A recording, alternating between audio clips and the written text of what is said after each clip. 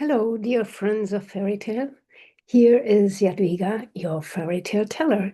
And today I'm going to talk about a father who is not able to keep his word and what a mess this makes. So the fairy tale is called The Three Feathers.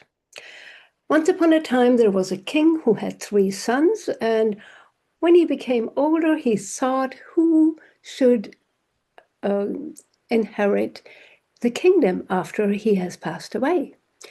So the two elder sons seemed to be quite smart, whereas the youngest, he was called Dimwit because he seemed not to be able to do anything right. And one day the father took three feathers, called his sons to come outside with him, and he said, well, I will throw these three feathers into the air. You follow one of them, and I want you to bring me back the most beautiful carpet you can find.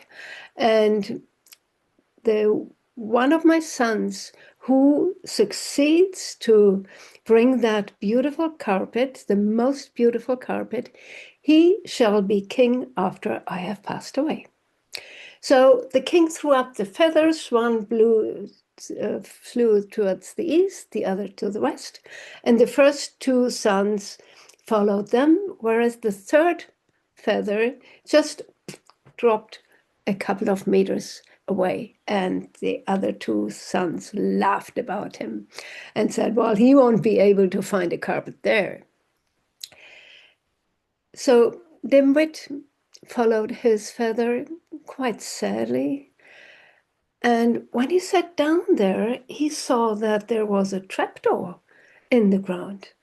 He opened it, found a stair downstairs, went down and stood in front of a door. So he knocked, and from inside came and come in.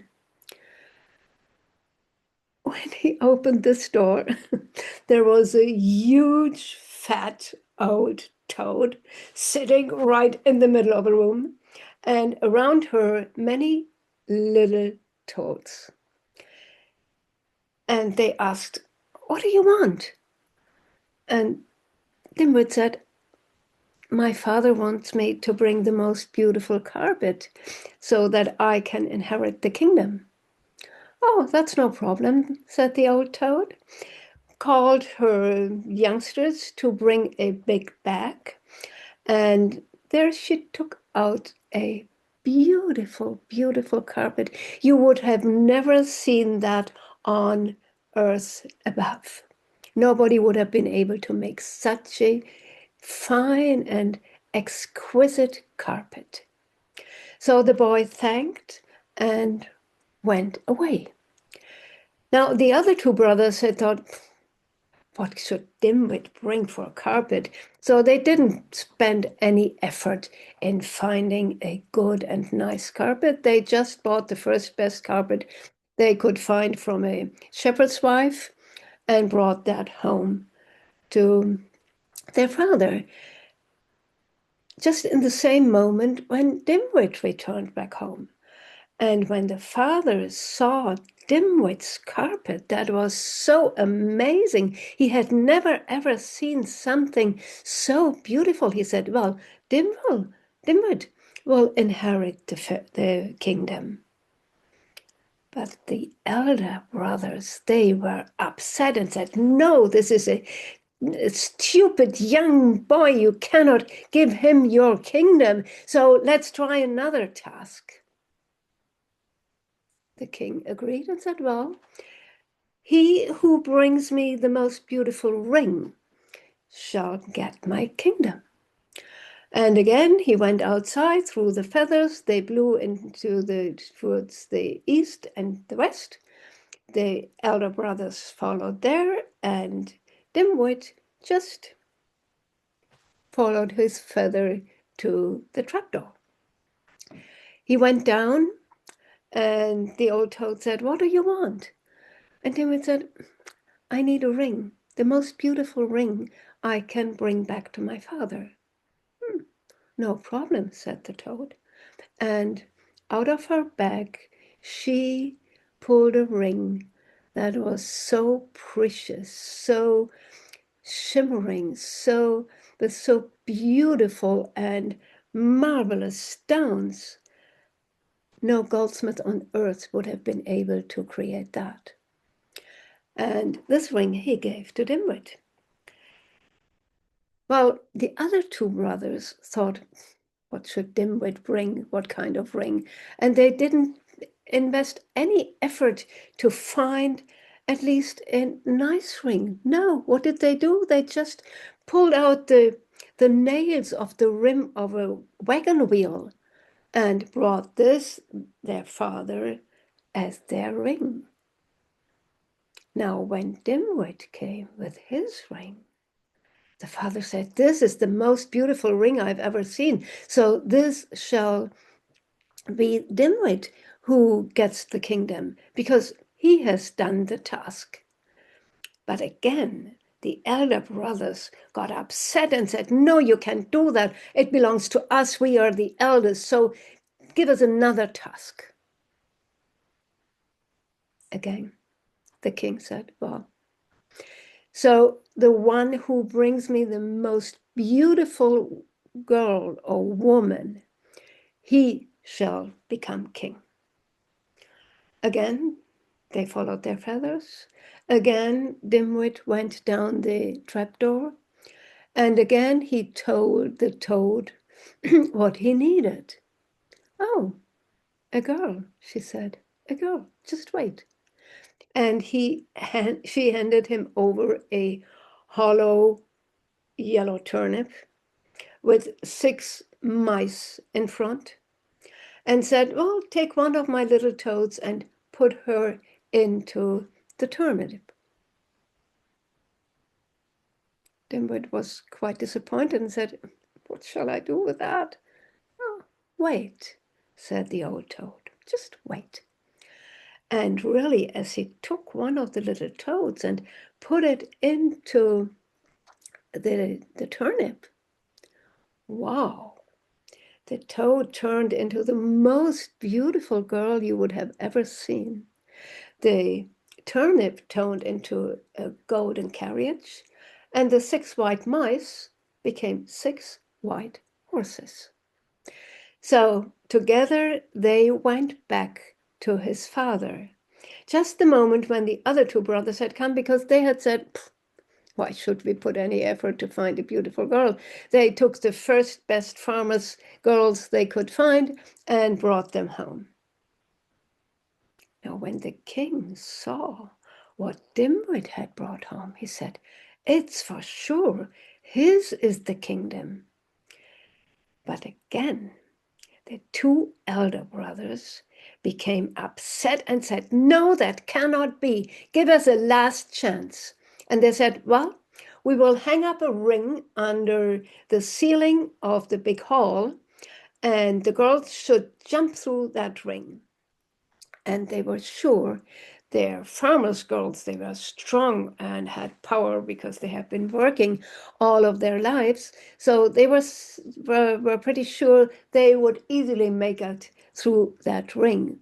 Whereas this tiny, fine little creature that Dimwit had brought home, she wouldn't be able to do that. Well, that was not quite right. Yes, the 2 farmer girls, they made it through that ring, but they fell down so hardly that they broke their legs and arms.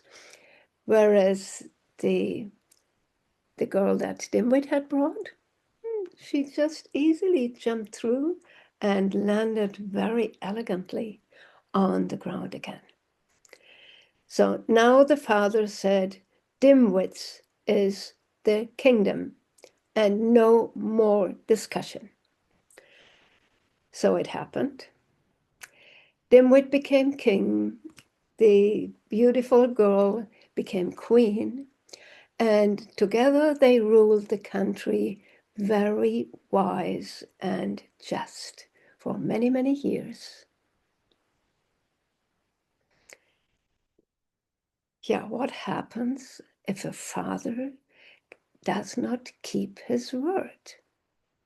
What kind of a father is that who says the one who brings me the best carpet should become king, and then when the two sons say, no, we don't accept that, he gives in, and again and again and again. And would you respect such a man, such a father? Could you accept him as a king, as someone who rules a country, who is the highest representative of a whole country, of a whole people? I wouldn't believe him.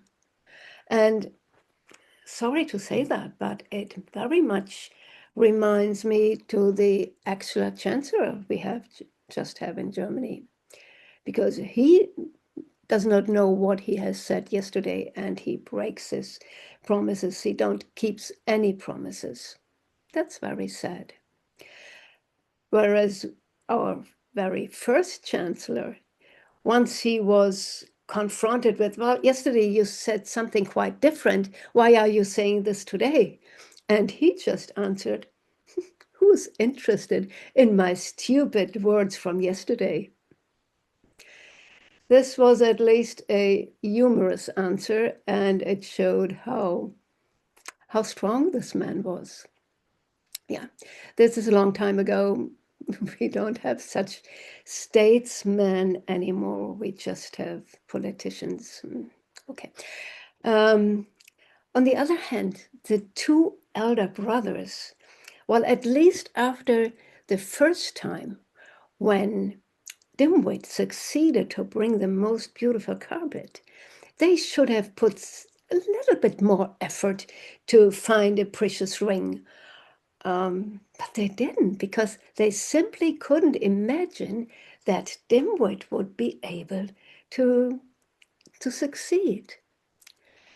And the last thing with these farmers' girls, I really was surprised because, well, when the king says, bring me a beautiful girl, he obviously means you are going to get married to them and they become queen.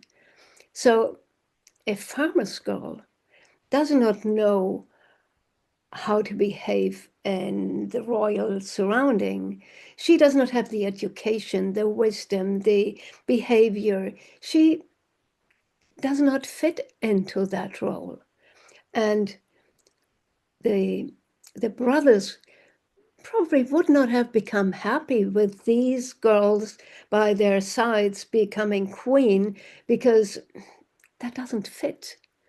So these older brothers, I think they were the dimwits, the stupid ones. They had no idea what it means to rule a country. That also means to put some effort into a task that is just appears. But they said, well, we do it easy peasy. We get the kingdom anyway. What would they have done with that kingdom? They probably would have ruined it by just taking and never giving, because this is the way they handled their tasks. Thank you for listening. I hope you enjoyed it. Give me a thumb, subscribe my channel, and see you next time. Bye. Geht das Ding wieder nicht aus? Jetzt.